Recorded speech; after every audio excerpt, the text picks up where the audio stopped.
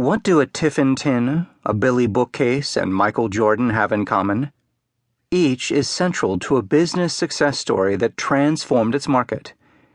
Each is emblematic of a company that learned to replicate and adapt its early successes over and over, often for decades, in a world of constant change. It is an uncommon message, perhaps, in a world so dominated by change, where siren-like voices of gurus, analysts, and pundits preach reinvention on the part of companies. We find the opposite.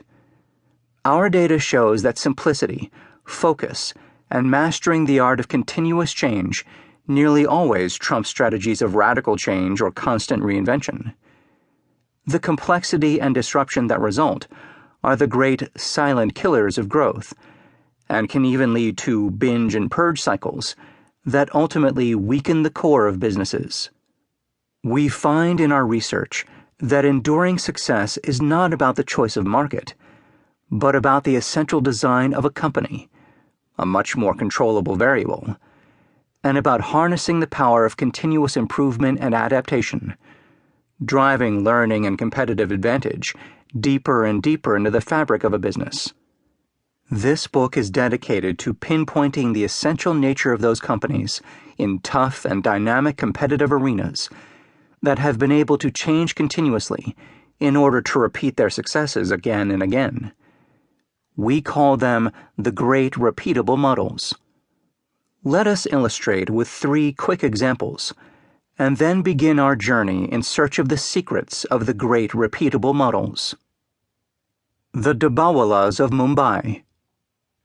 Visitors to Mumbai can be easily overwhelmed by the scale and pace of India's most densely populated city.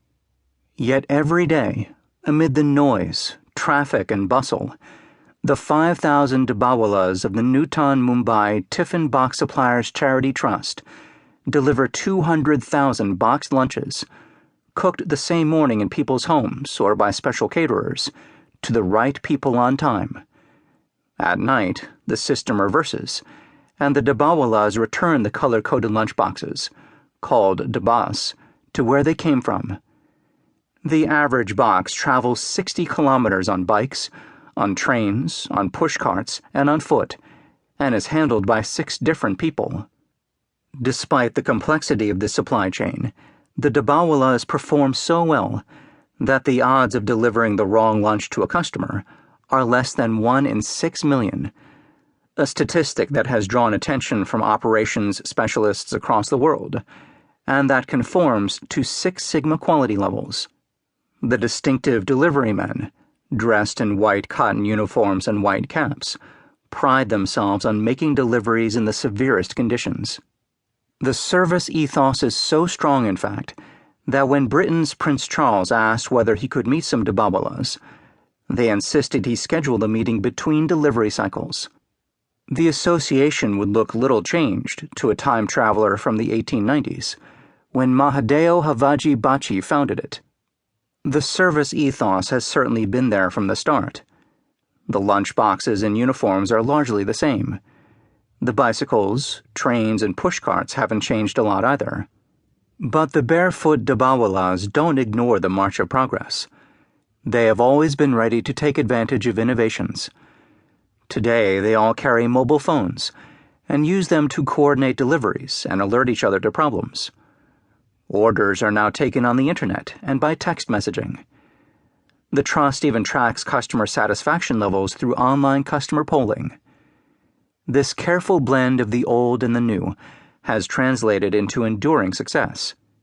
In the nearly 125 years since its creation, the association has become a constant fixture in Mumbai's food delivery business, and is growing profitably at between 5% and 10% a year.